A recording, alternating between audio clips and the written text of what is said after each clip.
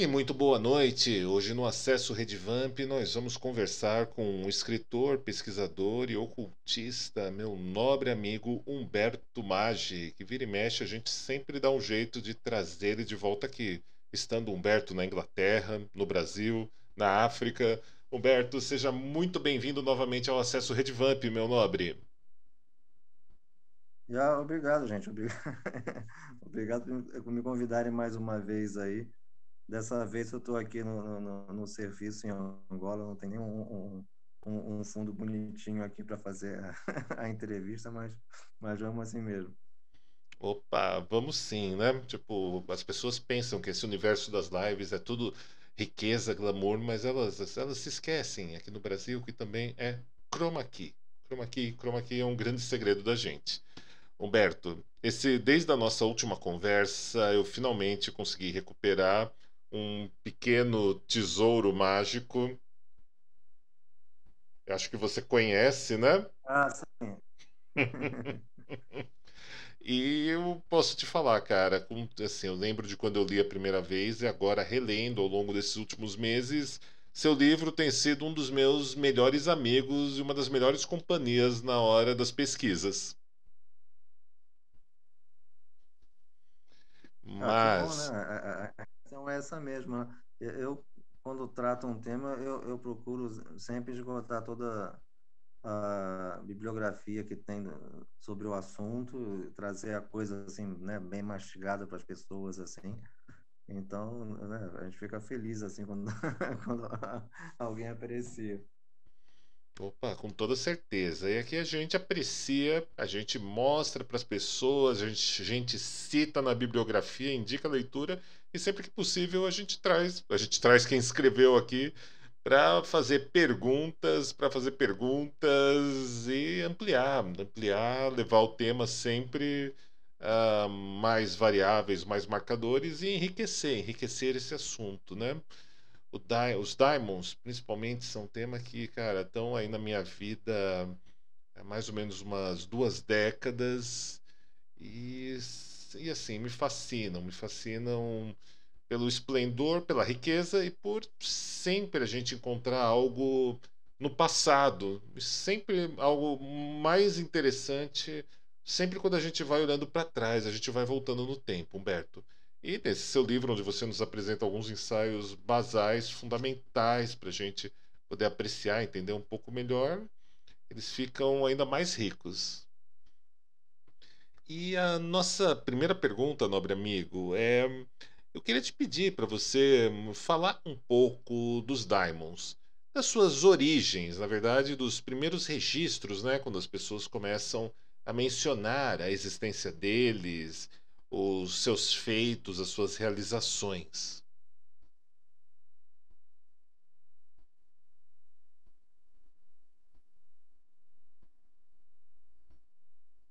Oi, tá me ouvindo?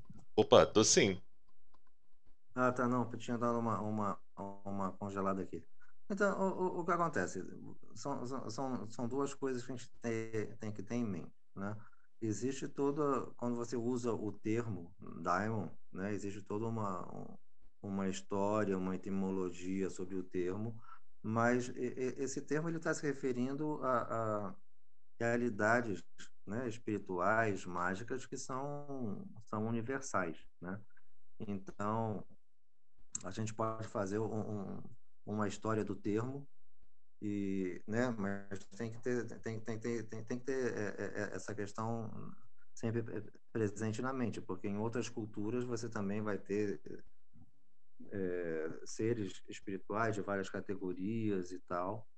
No caso, se a gente vai pegar mesmo, né, a história da etimologia da palavra, a referência mais antiga que a gente tem vem de Homero, né? A primeira vez que a palavra escrita aparece, né, é na Ilíada, no primeiro livro da Ilíada, e ela é usada para se referir às divindades olímpicas. Então, é uma cena até bastante rica, né? Se a gente analisa a relação que a gente encontra na Ilíada, na Odisseia, entre os heróis e os deuses, né? o Homero também chama de daimons, a gente vê ali estabelecido, né, um padrão que vai se repetir dentro da cultura greco-romana, e depois, né, a gente vai herdar isso com as variações, ou melhor, com as distorções criadas pelo cristianismo, mas ele também representa padrões de relacionamento entre seres humanos e divindades ou espíritos protetores que são universais, né? Então você tem na Ilíada, na Odisseia, geralmente você tem um emparelhamento entre um herói e uma divindade que é a que protege esse herói mais ativamente, né? Então você tem na Ilíada, você tem o Aquiles, ele é protegido pela Tétis, né? Que é a mãe dele, é uma divindade, ele é um semideus, é um herói. E você vê ali, por exemplo, a Tétis, assim como a Atena, elas aparecem em funções intermediárias entre deuses mais importantes, né? A Atena, ela vem a pedido de Hera, a, quando o Aquiles está ali perto de perder a paciência e matar o Agamenon, a Hera despacha a Atena, nessa cena aí que depois aparece a palavra Daima, quando ela retorna ao Olimpo, né? E a Atena vem, aparece só, está tendo uma reunião, uma discussão na reunião, a Atena vem e quando o Aquiles está para perder a paciência, pegar a espada dele e partir para cima do Agamenon, ela aparece, mas aparece só para ele. É só ele que vê ela, ninguém mais vê a presença dela, ninguém mais acompanha o diálogo que existe entre eles, né? E ela vem e diz para ele, né? Ela entende a posição dele, mas ela diz para ele: você não faça isso agora e eu prometo que você vai ter, né? As recompensas, né? Futuras pelo seu autocontrole. Então, e depois, quando ele está lá chorando na praia, isso é uma coisa muito interessante dos textos do Homero, porque a gente vem de uma cultura em que, né, a gente é ensinado desde criança que o homem não chora, né? Mas se você pega ali o Homero, a Ilíada, você vê que aqueles heróis todos ali que matavam 30 pessoas numa batalha, faziam, aconteciam, volta e meia eles estavam ali se descabelando, chorando copiosamente qualquer coisa, né? Então, quando o Aquiles está lá na praia, lá chorando porque o Agamenon pegou a escrava dele, a, a Tétis aparece e o Agamenon pede que a Tétis vá até Zeus e interceda, né, a favor dele em relação interceda a favor dele junto com Zeus. Então, quando mais tarde você vai ter o Platão dando aquela definição filosófica do daimon como uma divindade intermediária, né? Que traz coisas dos deuses para os seres humanos e leva coisas dos seres humanos para os deuses, você vê que, na verdade, isso já está prefigurado nos textos do Homero, porque a Atena ela vem como uma intermediária para a Hera e a Tétis ela vai como uma intermediária para o Aquiles. Então, essas características todas você já vai encontrando ali, né? E a relação, né, especial que existe entre o herói e a divindade, ela também tem origens diferentes. No caso do Aquiles, é porque ele, de nascimento, ele tem aquela divindade protetora, que é a mãe dele, né? Porque ele por ser quem ele é, né? Ele tem essa proteção. Você tem outras variantes. O Odisseus, por exemplo, ele é protegido por Atena, mas é pelo que ele faz, pela inteligência dele, porque ele é uma pessoa muito inteligente. Então, Atena,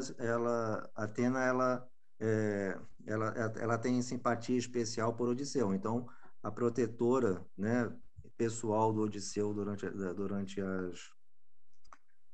durante esses textos homéricos é Atena. Paris, ele tem a, a ele tem a Afrodite como protetora,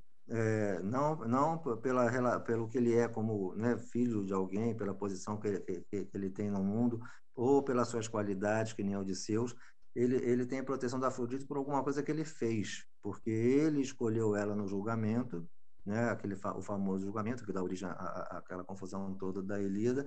Então, a Afrodite é a protetora especial do Paris, né? E embora ela não seja assim uma protetora assim, né, daquelas que vai lá e vai ajudar numa batalha, alguma coisa assim, ela é poderosa o suficiente, por exemplo, para salvar a vida dele. Ela pega ele na hora que vão matar ele e some com ele, entendeu? Então, esses heróis, eles têm essas divindades protetoras.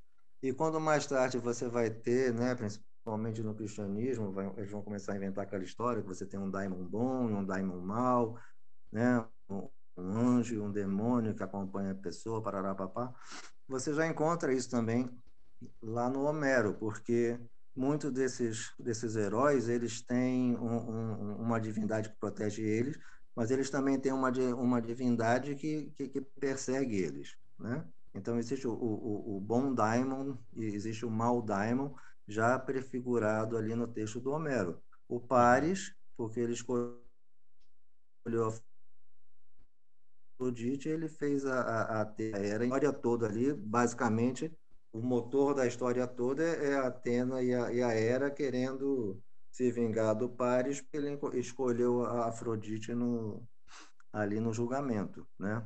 O Odisseu, porque ele cega o Ciclopes, e o Ciclopes é filho, era protegido, acho que é filho do Netuno, então o Netuno, o Poseidon, então o Poseidon passa a perseguir o Odisseu, entendeu? Então você tem também essas coisas prefiguradas todas. Depois do Homero, a próxima referência que você tem é o Hesíodo. E o Hesíodo, ele faz ele apresenta um uso diferente da palavra daimon, porque ele nunca usa a palavra daimon para se referir às divindades. Ele especificamente usa o daimon para se referir a seres intermediários, principalmente as almas dos homens da Era do Ouro, que Zeus transformou em distribuidores de justiça e riqueza e coisa e tal, né? Uhum. E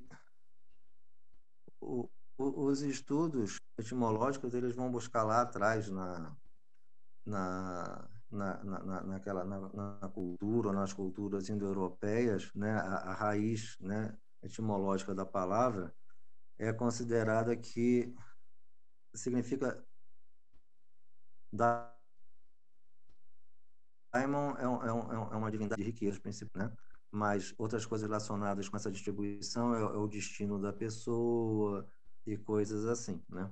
Ah, existe uma etimologia falsa que foi apresentada pelo Platão, você de vez em quando vê isso aí circulando na internet. Ah, daimon significa ser luminoso, inteligência luminosa. Isso aí foi uma invenção etimológica que o Platão inventou lá, que não tinha nada a ver, entendeu? Mas passou a se incorporar na ideia. Então, de uma maneira ou outra, acabou contribuindo para o.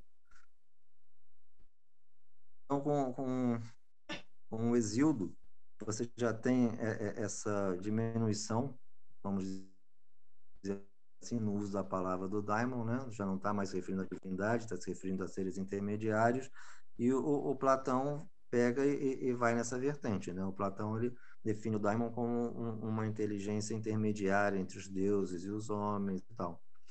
E esses dois usos, eles permanecem, um não substitui o outro, um não se sobressai ao outro, e com o passar do tempo, à medida que a antiguidade avança, a palavra daimon ela vai perdendo cada vez mais essas características, principalmente no uso popular do termo, e chegou um ponto que daimon significa qualquer ser espiritual ou divino, né? Aliás, a gente tem até que ter cuidado quando a gente fala, né? São seres espirituais em relação a essa cultura greco-romana, porque eles tinham uma visão dos deuses, dos daimons, como são coisas que você pode encontrar aqui pessoalmente, né? Eles não têm essa coisa de essa separação de espírito que a gente tem, né? Para ele, os deuses podiam aparecer a qualquer momento ali na frente da pessoa. Você vê isso bem claramente ali, né? No Homero, né? Inclusive, os deuses têm filhos e tal, com os humanos e coisas assim. Mas a palavra Dharma ela vai perdendo, né, cada vez mais essas características, e por isso, em determinado momento, você começa a encontrar complementos, né? Então, quando você vai falar do Kakodaimon, é para você indicar um daimon que é ruim, que é mau. Quando você vai falar do Agato Daimon, você está falando de um daimon que é bom, né? Se você vai falar de um Neck Daimon, é um daimon que é uma alma, um espírito de morto, né? Então, eles começam a fazer essas especificações, porque a palavra foi perdendo, né, a especificidade dela com o passar do tempo. E, por fim, quando você vai chegar no cristianismo, o que acontece?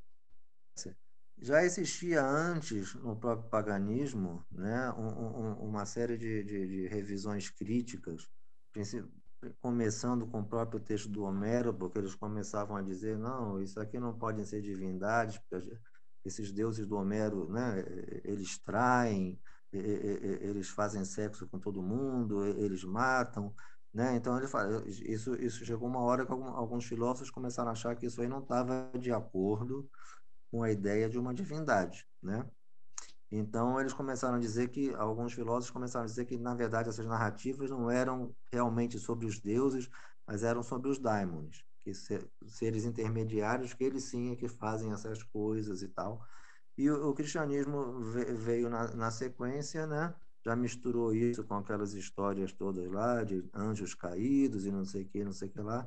E aí, então, a palavra, né? Depois ela vai sendo adaptada, daimon, demon, demônio, vai sendo adaptada para o latim, depois para as línguas que vieram do latim, né? A nossa palavra demônio, o demon em inglês, todas elas vêm, né? Do daimon, mas aí passa a ter essa conotação, mesmo porque os cristãos ali nos primeiros séculos, eles estão reinterpretando o paganismo, a religião pagã, os deuses pagãos, como sendo aqueles deuses, na verdade, são anjos caídos que vieram para a Terra e se fizeram de deuses para enganar os seres humanos e coisa e tal. Então eles começam a reinventar o paganismo segundo a ótica deles.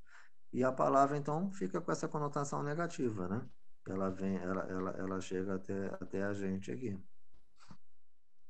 Uhum. Caramba! Caramba, Alberto, dá muita coisa que pensar, né? Por exemplo, para os muçulmanos, você tem a questão dos djinns, né? Que também são descritos de uma maneira que, assim, remete um pouco, a gente pensar nos daimons, remete, né? Mas não são a mesma coisa, mas como ocupando essa mesma tarefa, esse mesmo lugar dos anjos caídos e desses seres, né, que vêm para desviarem um pouco o propósito da humanidade, né? E me parece, né, que tem uma É, curiosidade que quando traduzem a Bíblia do hebraico para o latim, tinha uma palavra, né, que basicamente designava daimons, mas ela era uma palavra politicamente incorreta para aquele tempo. Então eles preferiram usar o termo ângelos, né, no lugar do daimon, porque era mais genérico. Tem mesmo, é mais ou menos dessa maneira essa história, Humberto? é o seguinte, quando eles fazem a tradução da chamada Septuaginta, né, a pessoa ou as pessoas que fizeram a tradução, eles tiveram que fazer, né, tomar algumas decisões com respeito a que palavras vamos usar para cada coisa, né?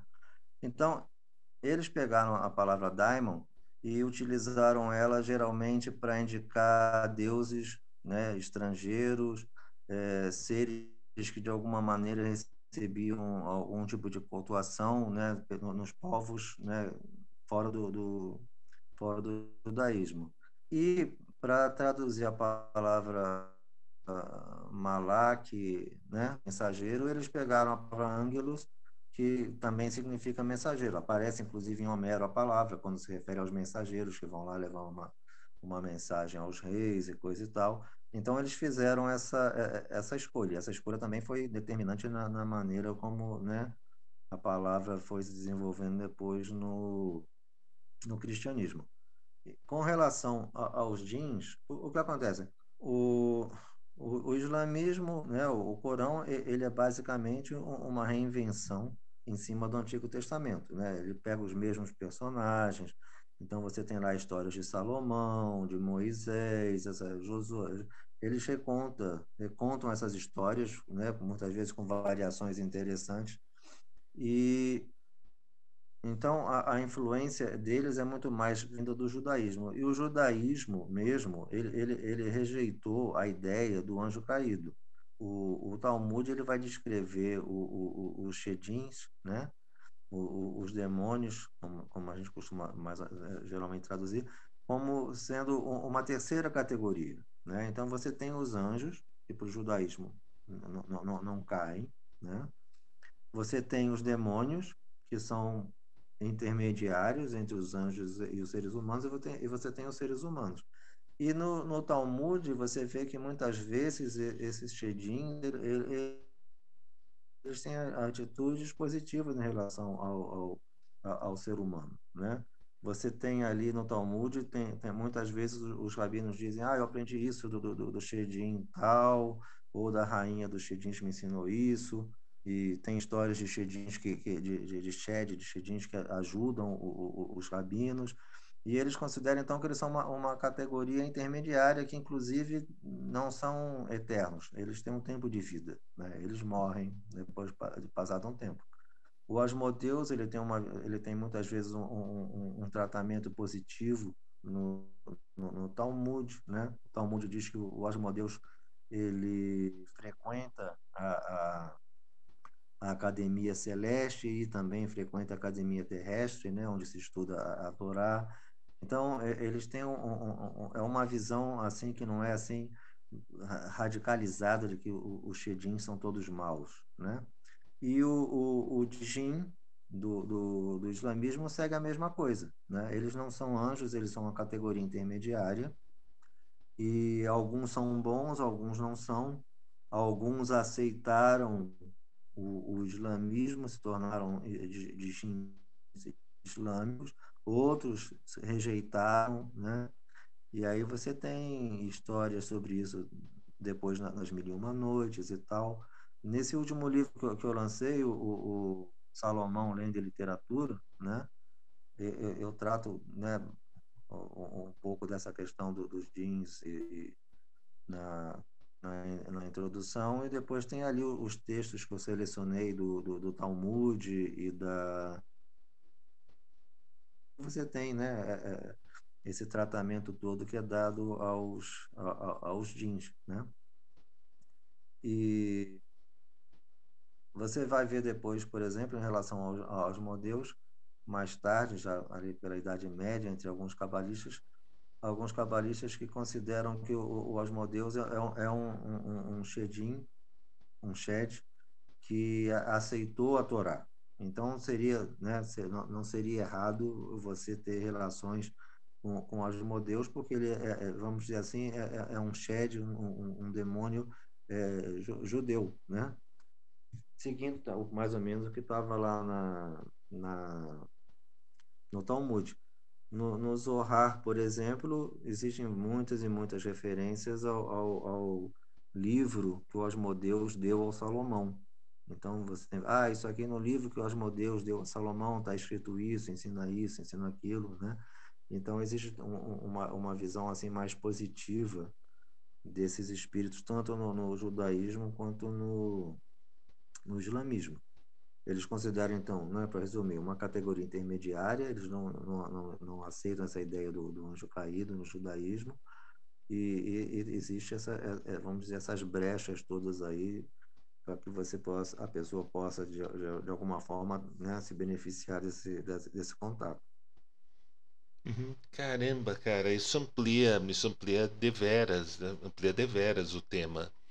E Humberto, tem uma Uhum. curiosidade que eu vi nas páginas do seu livro que eu fico encantado e falei, não, na próxima vez que eu trazer o Humberto no Acesso Redvamp, eu tenho que fazer essa pergunta para ele. Há um momento que você descreve Eros como um daimon, como um guardião. Na verdade, você cita fontes, né, bibliográficas, você cita textos, inclusive com um rito de como se consagrava esse Eros que atuava no papel de um daimon junto do iniciado, né, junto de quem celebrava aquele rito. Você pode contar um pouco mais sobre isso? Bom, isso começa com o Platão, né? O Platão lá no simpósio, né, no banquete, existe lá o famoso discurso da Diotima, onde ela define o Eros como um daimon, e aí vem a explicação que o daimon é um ser intermediário entre os deuses e os homens, parará. Ele que leva as preces e traz as respostas e coisas assim. Então você tem essa base filosófica do Eros como um grande daimon, né? Um Tomega Daimon, eu acho que é essa expressão que está lá, tá lá no Platão, se a memória não me falha, que vem seguindo um pouco, né, evoluindo um pouco em cima do que o Hesíodo e o Homero colocaram. E esse rito que você está falando, ele é dos papiros mágicos gregos, né? Seja ali um rito para você ter o Eros como daimon, né? E aí, claro, não fica claro ali no coisa se a pessoa está considerando o daimon no sentido homérico, que é uma divindade, ou no sentido hesiódico, que seria um intermediário, né? Não está bem claro, mas de qualquer maneira, existe ali um rito no qual você prepara a imagem, você faz as oferendas, você faz o sacrifício, né? O que basicamente repete, né, as práticas da religião grega, da religião romana, né? Não existe, assim, em termos de prática, uma diferença entre o que o mago, o teurgo, até mesmo o Goetes faziam e aquilo que se fazia nas práticas oficiais públicas da religião. Basicamente, né, a coisa toda gira em torno de oferendas, e sacrifícios e preces. A mesma coisa que você fazia, né, oficialmente no templo da cidade é o que esses magos, esses goetes, esses teurgos faziam, né, lá na intimidade, na coisa fechada deles. Não existe, tecnicamente, não existe muita variação, né? Você vê isso também desde lá do Homero, quando você tem a primeira descrição de uma necromancia, né, o que pode ser considerado uma necromancia, quando o Odisseus vai lá invocar o espírito do Tiresias, para poder conseguir uma informação que ele precisava e tal. Aquilo tudo que o Homero descreve, né, o sacrifício lá dos animais, o tipo de animais, a maneira toda. Aquilo ali é basicamente a mesma coisa que se fazia na religião quando você ia sacrificar alguma coisa para as divindades quitônicas, né? Então, não tem, tecnicamente falando, não existe uma diferença entre o que você fazia como prática mágica e o que se fazia na religião. Mesmo porque ali no Homero você nem tem essa distinção, né? Essas palavras mago, goetes, terrugos, elas são inventadas depois em outros momentos culturais para atender outras necessidades, né? Tanto é que você vê que não existe nenhuma recriminação naquilo que o Odisseu faz ali, não é uma coisa recriminável dentro do contexto da Odisseia, que ele vai lá invocar o espírito dos mortos, né? Uhum. Caramba, isso é um abre assim, abre muitos caminhos para a gente refletir e pensar sobre muita coisa interessante. E Humberto, quando é o momento que o termo daimon, né, ele começa a se insinuar pelo mundo com mais ênfase no mundo europeu e começa a ganhar um tom, eu vou usar um tom mais negativo, que ele fica mais próximo do diabólico. Você especula por onde isso começa a acontecer? Será que sobe ali pelos bizantinos e vai entrando ali pela Grécia e vai chegando na Europa? Ou vai pelo mar e a gente começa a ter os focos dos antigos daimons se tornarem os daimons mais catalogados da Goécia, por exemplo? O que acontece, né? Falando mesmo na questão da Goécia, você tem ali no século, acho que é século 3 ou 3 ou 4, eu acho que é 3, né? A minha memória para esses detalhes assim, não é 100%. Você tem Faz o bastante tempo que bispo, estivemos lá. um texto do bispo Eusébio de Cesareia, que ele marca muito bem, né, essa transição. Então, né, você perguntou como é que se dá essa difusão, né, principalmente esse uso mais negativo da palavra daimon. Você tem ali no século III, eu acho, 3 ou 4, um texto do bispo Eusébio de Cesareia, que ele demonstra, né, bem claramente como que isso aconteceu. O Eusébio de Cesareia ele está comentando a definição que o Porfírio deu sobre a Goécia. Então, o Porfírio ele disse que a Goécia, né, trabalhava com espíritos ruins, maus espíritos, né? Ponera daimones, e que o Goethe ele acessava ou controlava esses espíritos com o auxílio da divindade que ele chama de Serapis ou Sarapis, que para o Porfírio, né, uma variação, ele entende isso como sendo Hades ou Plutão, né? Ou Hécate, né, que seriam duas divindades que dariam ao Goetes esse controle sobre esses espíritos. Só que o Eusébio de Cesareia, comentando, né, nessa passagem, ele diz o seguinte: mas na Bíblia, né, está dito Beuzebu. Então, o que o Eusébio está dizendo? Ele está dizendo que não é Hécate, Sarapis, isso aí são nomes errados, inventados, que realmente quem controla os daimons é Beuzebu, que, né, de acordo com o Antigo Testamento, ali nos primeiros séculos, é o nome do chefe dos anjos, né? Depois esse nome é suplantado pelo nome de Lúcifer, e aí o nome Beuzebu passa a ser, com o tempo, considerado como seja um outro demônio, né, inferior a Lúcifer, mas ali nos primeiros anos o nome do chefe dos demônios, o principal demônio, o principal anjo caído é Beuzebu. Isso também aparece no Testamento de Salomão, que é o primeiro, mais antigo texto, né, da tradição mágica salomônica, né, onde, inclusive, no Testamento de Salomão, o texto usa a mesma expressão bíblica para se referir ao Beuzebu, né? Então, o que que acontece aí? Eles estão pegando todas essas ideias da magia e tal, e estão reinterpretando isso, né, numa chave cristã diabólica. Então, toda a magia, e depois vem o Santo Agostinho, né, para bater o prego em cima disso, ele diz que toda magia, toda goécia, toda teurgia, né, embora a teurgia se diga que trabalha com espíritos bons e não sei o quê, com anjos, isso tudo, na verdade, é tudo mentira. Todas elas só trabalham com demônios, que são anjos caídos. E você tem que entender que esse é um período, né, de grande coesão cultural, porque nós estamos aí ainda, né, no período do Império Romano. Você, durante no período do Império Romano, quando as coisas estavam bem, você fazia uma viagem de barco de Portugal, de Espanha, até o Oriente Próximo aí em 20, 15 dias, né? Então, as coisas todas eram muito próximas. E quando cai o Império Romano e a Igreja assume esse papel de coesão, de dar uma coesão cultural, né, a todos aqueles povos da Europa, como eles mantêm o latim como a língua, né, franca, como a língua principal, a língua erudita, tal. Ali, né, você tinha vários povos com várias línguas, mas em qualquer lugar, é que nem o inglês, mais ou menos que nem o inglês hoje, né? Você, em qualquer lugar, se você falar inglês, você vai achar alguém que vai conseguir, né, se comunicar com você. Na época era o latim.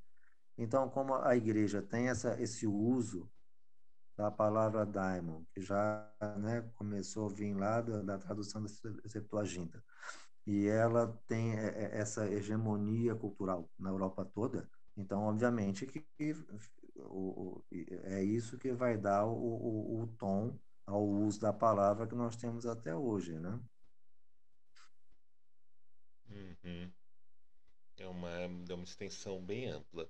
E aí, então, a Goécia, os Diamonds, não vou dizer ressurgem, né? Mas no século XIX, lá na Golden Dawn, com o trabalho do Matters, vamos ter o Gregory Matters, vamos ter posteriormente o Crowley. A Goécia e os Diamonds revivem, né? Revivem no final do XIX, no começo do XX.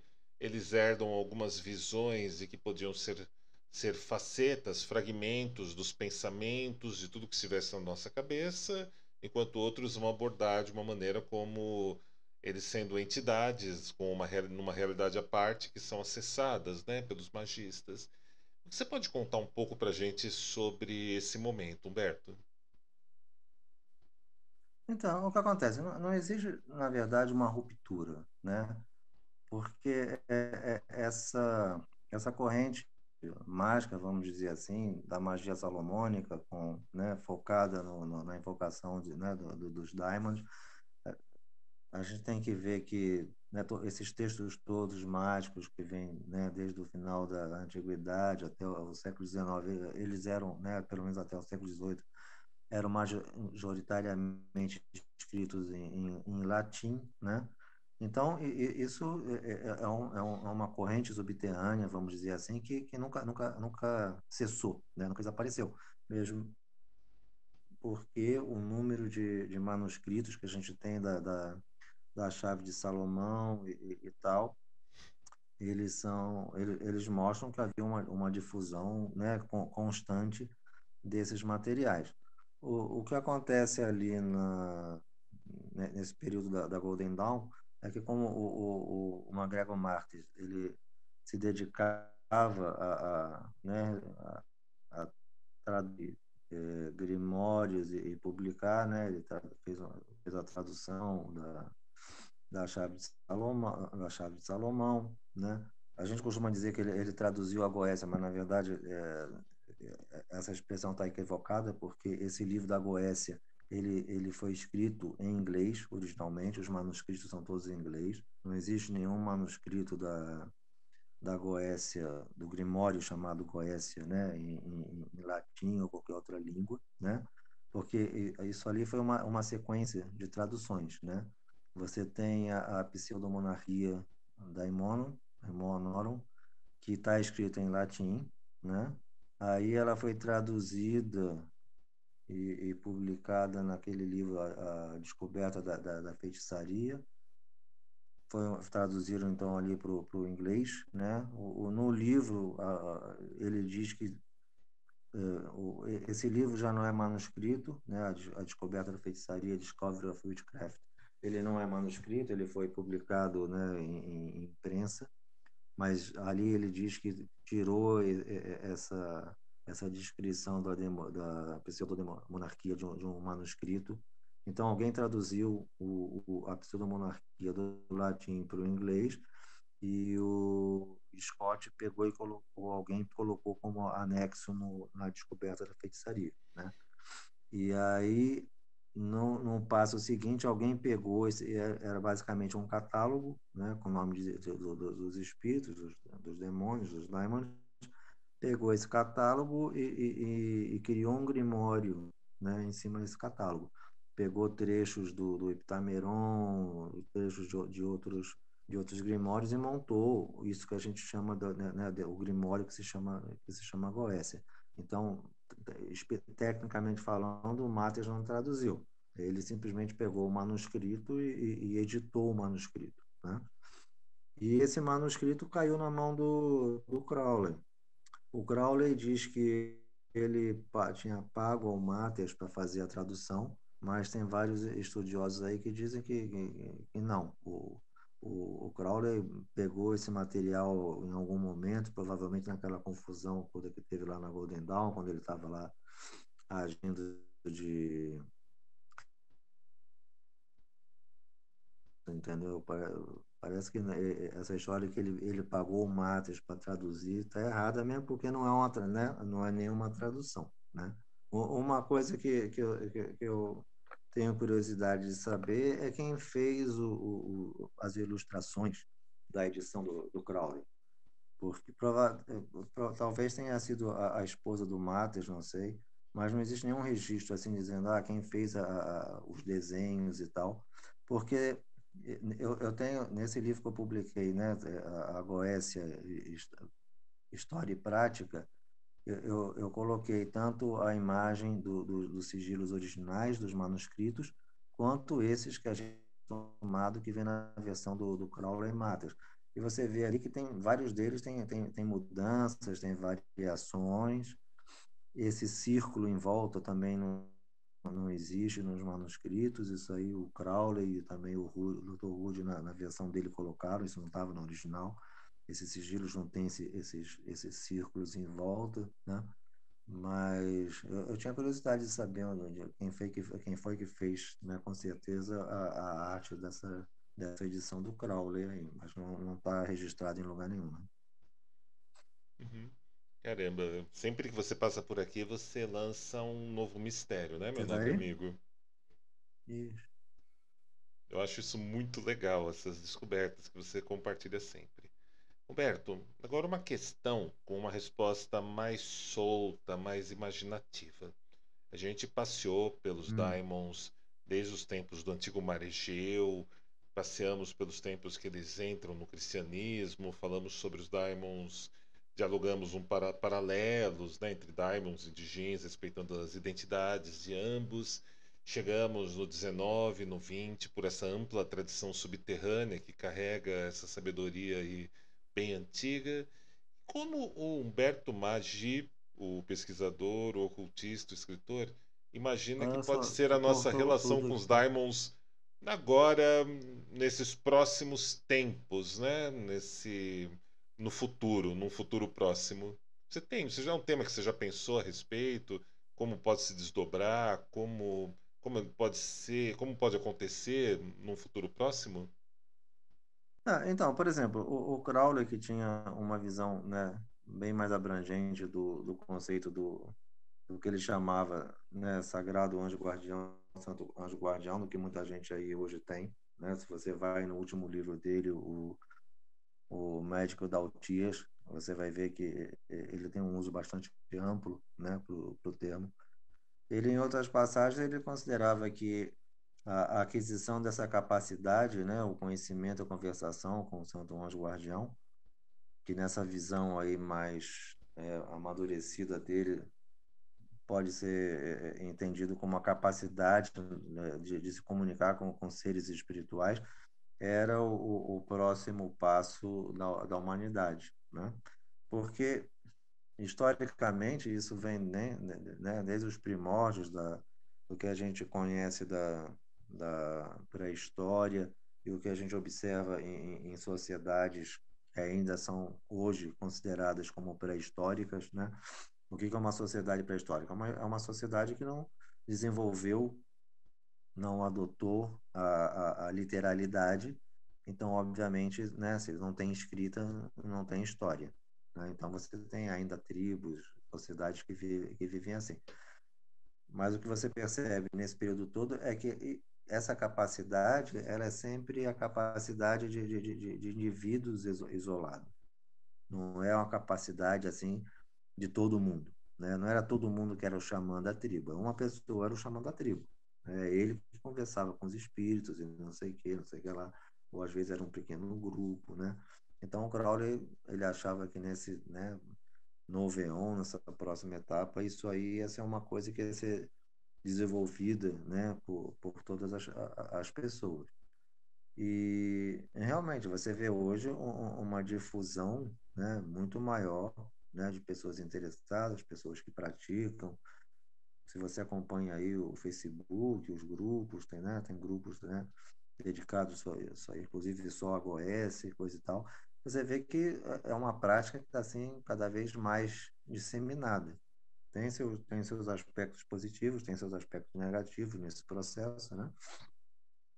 Mas eu considero que seja, né, o que for que realmente se encontra, né, por trás do fenômeno mágico, do fenômeno poético, seja lá, você falou mencionou lá atrás, eu acabei não tocando nesse ponto.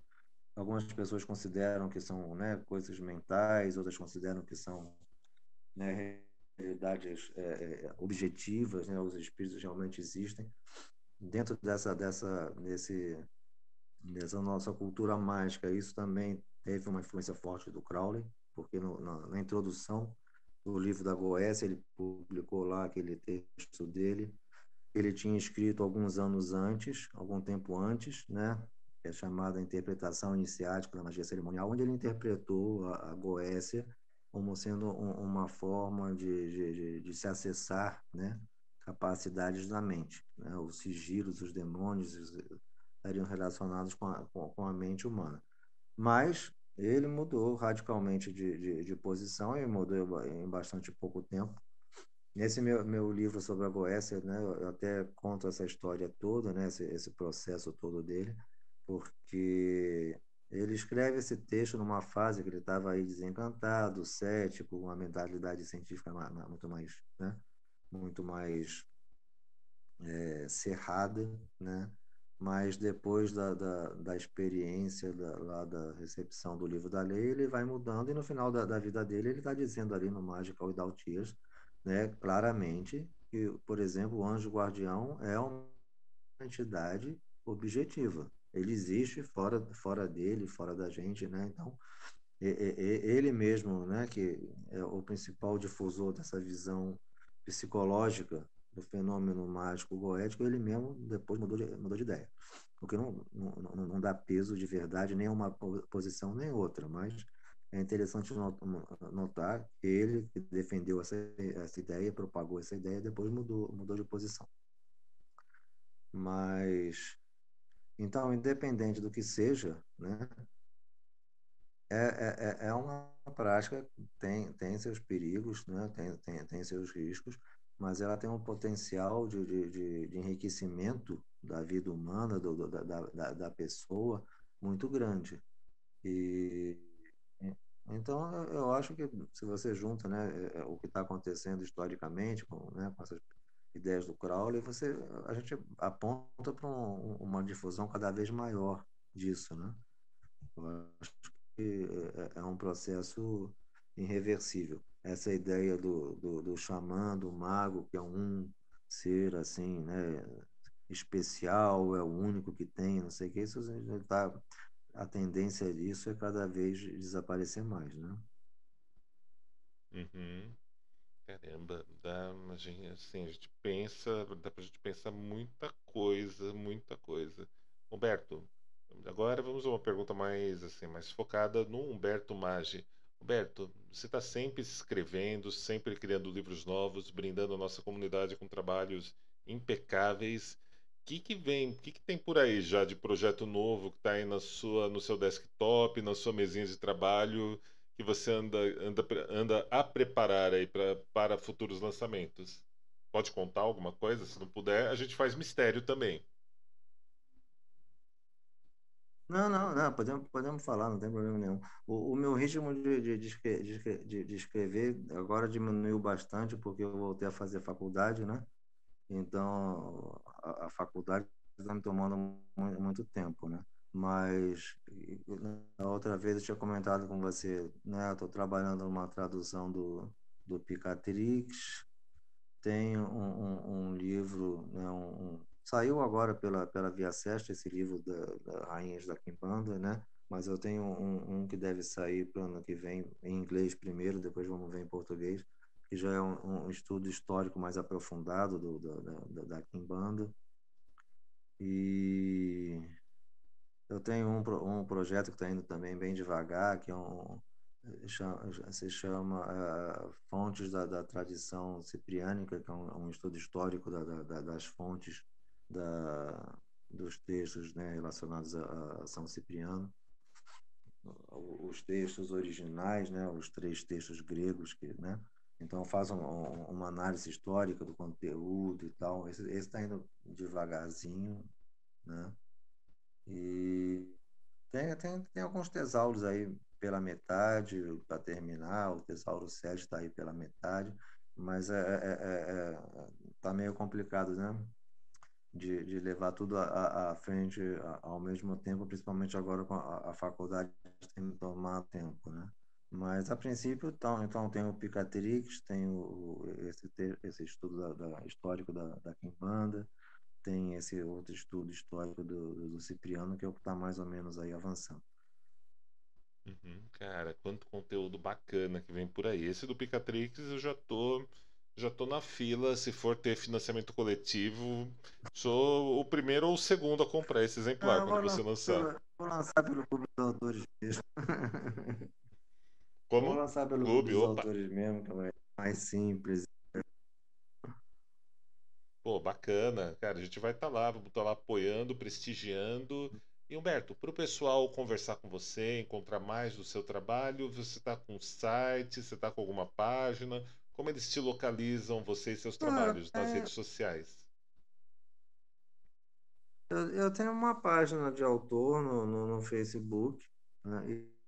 E tem a página lá do Clube dos Autores, que tem lá, lista tudo que está publicado lá. É basicamente isso. Eu tenho uma conta no Instagram, mas é mais uma conta pessoal. Eu publico alguma coisa ali, mas onde eu publico assim especificamente sobre os livros e coisas assim é nessa página do Facebook mesmo. Uhum. Pô, bacana. Humberto, quero te agradecer, né? Te agradecer, cara. É sempre um prazer ter você aqui no Acesso Redvamp, parar esse tempinho aqui sempre para conversar com você. Você sempre está trazendo uma Não, o prazer novidade, é muito. algo aí que acresce muito aí para as múltiplas trilhas aí que a gente está sempre espreitando, caçando por aí. Humberto, gratidão, gratsombra, gratilúcifer pela participação. E você tem uma mensagem para nossa audiência, uma despedida? Bom, primeira coisa, agradecer mais esse convite de novo, né? É um papo sempre bastante agradável que a gente tem aqui. E, bom, basicamente, falar alguma coisa para as pessoas, sabe, estamos num período aí que temos que ter muita paciência, né? Porque vivemos uma novidade na história, né? Que é a primeira pandemia global, né? Uma coisa assim bem estranha que ninguém entende, um vírus com funcionamento bastante errático. Mas o que a história nos ensina é que vai passar, entendeu? Isso tudo vai passar e no futuro vai acontecer de novo, talvez mais algumas vezes. E o importante é a gente acabar e seguir as coisas corretamente, né? Não é ficar se desesperando, né? É, esses comportamentos que você, né, quando vai fazer a prática da magia, você também tem que levar isso para a prática da magia, né? Você querer fazer magia sem certas, né, precauções, certas proteções, é a mesma coisa que você sair andando por aí sem a máscara, vamos dizer assim, né? Se você é uma pessoa que não consegue ter um bom senso, uma disciplina de seguir, né, os protocolos no meio de uma pandemia, você provavelmente não é uma pessoa que vai conseguir seguir e manter os protocolos de uma prática mágica. Elas estão interligadas, né? Você não é uma pessoa assim, né, sem noção na sua vida e vai ser um grande mago dentro da sua casa. A coisa não funciona assim, né? Às vezes as pessoas têm a falsa noção que existe né, uma ruptura, uma separação radical entre a vida que a gente vive e a prática, mas não existe, né? Existe, é um contínuo. Uma coisa vai levar vai a outra e a outra coisa vai levar de volta. Então a gente tem que cultivar né, essas virtudes, vamos dizer assim, tanto na vida pessoal, social, quanto na vida mágica, né? Mais ou menos a dica que eu deixo hoje aí para as pessoas. Uma dica preciosa, cheia de verdades e que eu acho que vocês que assistiram a nossa entrevista devem praticar hora a hora, instante a instante, dia a dia, noite a noite das suas vidas. Humberto, uma vez mais, gratidão, meu nobre. Seguimos juntos. Obrigadão, querido. Aham. Seguimos juntos e vocês gostam do Acesso Redevamp, não deixem de apoiar a gente em catarse.me Redevamp, que lá vocês possibilitam a gente criar mais edições do programa, revistas, grupos de estudos, práticas e muitos conteúdos que estamos preparando de coração aí para 2022 para todos vocês.